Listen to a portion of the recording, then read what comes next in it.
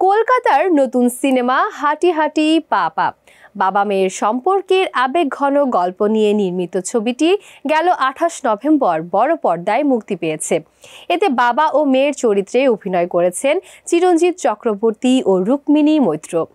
মুক্তির আগেই ছবির টিজার, ট্রেলার কিংবা গান দর্শকের নজর কাড়ে। এদিকে ছবিটি মুক্তির আগেই সাড়া ফেলে দিয়েছিল আন্তর্জাতিক অঙ্গনেও। ছবিটি প্রদর্শিত হয় গোয়ার ৫৬তম আন্তর্জাতিক চলচ্চিত্র উৎসবে। জীবনের পাতা তো বেশিরভাগটাই লেখা হয়ে গেছে, কতটুকু আর বাকি পড়ে আছে বলুন তো। অর্ণব বিদ্যা পরিচালিত বাবা মেয়ের সম্পর্কের আবেগঘন গল্প নিয়ে নির্মিত হয়েছে কলকাতার নতুন ছবি হাঁটি হাঁটি পা পা। গেল ২৮ নভেম্বর প্রেক্ষাগৃহে মুক্তি পাওয়া ছবিটিতে বাবা ও মেয়ের চরিত্রে অভিনয় করতে দেখা গেছে চিরঞ্জিত চক্রবর্তী ও রুক্মিণী মৈত্রকে। ছবির মধ্য দিয়ে বাস্তব জীবনেও অনেককে নিজের পরিবারের প্রতিচ্ছবি খুঁজে পেয়েছেন।